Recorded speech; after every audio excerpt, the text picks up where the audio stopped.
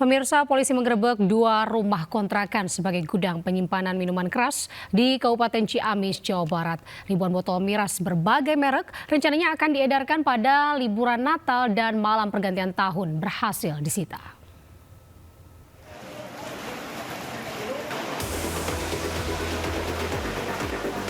Penggerebekan gudang miras dilakukan jajaran Polres Ciamis di 2 tempat berbeda yang merupakan rumah kontrakan di Jalan Sindang Tengah, Cindang Rasa, Ciamis.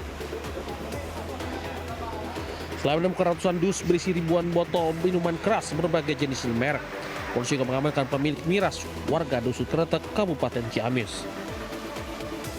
Polisi lalu bergerak ke rumah kontrakan lainnya masih di Kelurahan Sindang Rasa. Hasil penggeledahan kembali temukan puluhan dus berisi ratusan botol miras dan botol bekas. Aksi pelaku terbongkar usai kecurigaan warga sekitar terkait aktivitas mencurigakan di dalam rumah kontrakan tersebut. Ciamis telah berhasil mengamankan beredar miras di wilayah Kabupaten Ciamis. Ya, sebanyak 1.286 botol berbagai merek miras yang akan rencana diedarkan pada saat Natal dan Tahun Baru nanti. Dan hal ini merupakan antisipasi Polres Ciamis ya dalam upaya untuk mencegah terjadinya gangguan Kamtibmas. Polisi terus gencar melakukan patroli dan razia untuk mencegah maraknya penjualan miras dan peredaran narkoba jelang akhir tahun. Dari Ciamis, Jawa Barat, Aceh Muslim, iNews melaporkan. Pemirsa, polisi menangkap 2 pelaku penipuan dan juga penggelapan motor dengan modus berpura-pura sebagai pembeli di Sidoarjo, Jawa Timur. Diam. Tapi mana Redmi? Diam lihat. Yang satu mana yang satu? Tim Resmob Satreskrim Polresta Sidoarjo menangkap 2 pelaku pencurian motor di rumahnya masing-masing. DN, 39 tahun, warga Kabuh, Jombang, Jawa Timur, dan MD, 34 tahun, warga Ngatru, Tulung Agung. Sebelumnya, para pelaku melancarkan aksinya dengan berpura-pura sebagai pembeli motor korban terekam CCTV.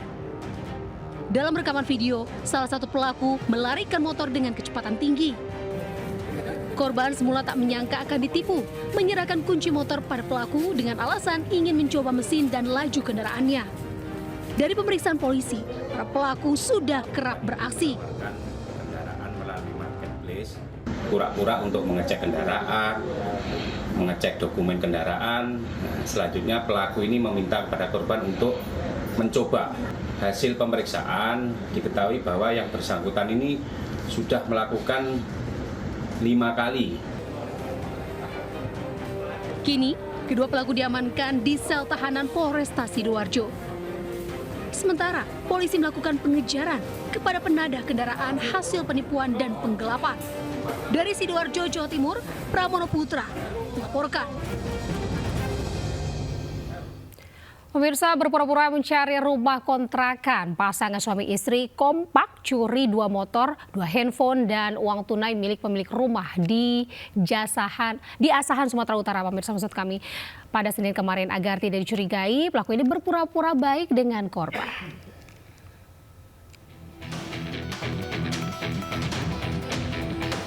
Dari rekaman CCTV terlihat terduga pelaku pasangan suami istri saat melakukan check out dari salah satu penginapan di Kisaran, Asahan, Sumatera Utara.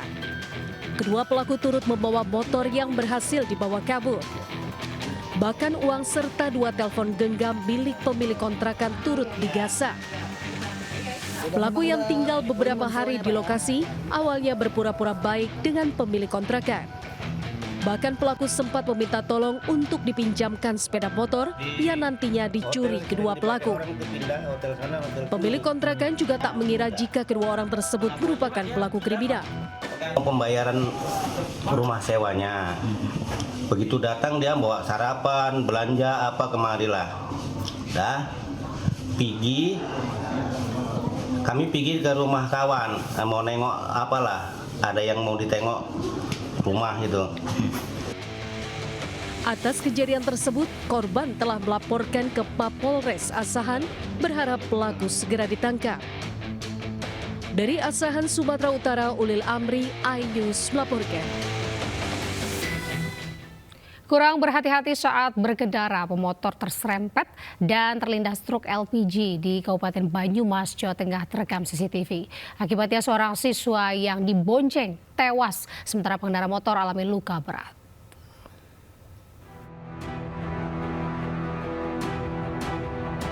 Dalam rekaman CCTV terlihat detik-detik kecelakaan maut truk tangki LPG bersubsidi yang menabrak pengendara motor hingga korban jatuh di kolong truk tangki di Jalan Raya Sokaraja, Kabupaten Banyumas, Jawa Tengah.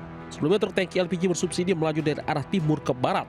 Sesampainya di lokasi kejadian, dari arah belakang truk tangki melaju pengendara motor. Namun rupanya pengendara terkejut dan terjatuh karena ada mobil dari jalan desa yang akan menyeberang secara tiba-tiba.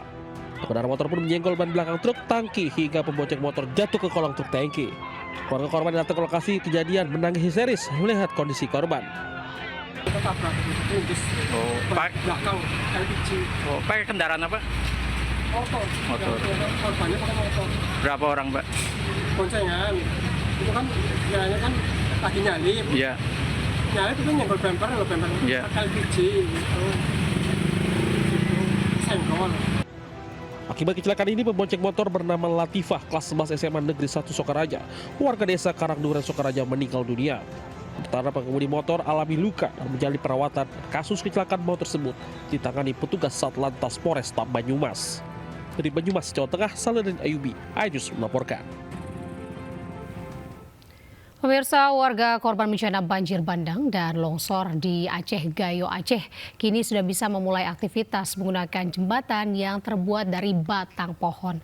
Jembatan darurat tersebut sangat membantu warga dalam beraktivitas sehari-hari. Warga didampingi anggota TNI bergotong royong membuat jembatan darurat di Wih Dusun Jamat, Aceh Gayo, Aceh. Jembatan darurat yang dibuat menggunakan sisa-sisa batang pohon ini kini bisa dilewati warga untuk keluar dari desanya yang sebelumnya sempat terisolir karena jalan dan jembatan terputus akibat bencana banjir bandang dan longsor. Sebelum jembatan darurat ini dibangun, warga harus menaiki rakit buatan dan mengarungi derasnya aliran sungai untuk menyeberang ke Desa Lingge. Jembatan darurat ini juga sangat berguna bagi warga desa dan petugas untuk mengantarkan logistik. Meski demikian, jembatan yang hanya bersifat sementara ini dikhawatirkan akan kembali rusak jika aliran sungai kembali naik saat cuaca ekstrim kembali terjadi. Namun warga dan anggota TNI saat ini sedang membangun jembatan gantung yang lebih kokoh agar bisa dilalui warga dan sepeda motor.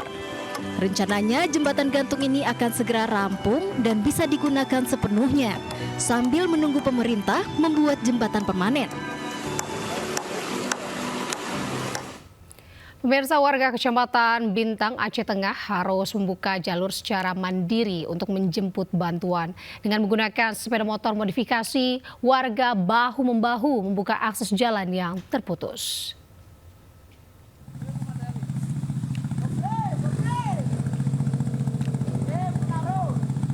Beginilah perjuangan warga Desa Serule, Kecamatan Bintang, Kabupaten Aceh Tengah, Aceh, untuk menjemput bantuan. Sebagian besar jalur menuju desa mereka masih terisolir. Warga setiap hari secara mandiri membuka jalur akses dari desa ke posko-posko bantuan terdekat menggunakan sepeda motor yang telah dimodifikasi. Warga harus menempuh jarak sekitar 28 km menuju Kecamatan Bintang untuk menjemput bantuan.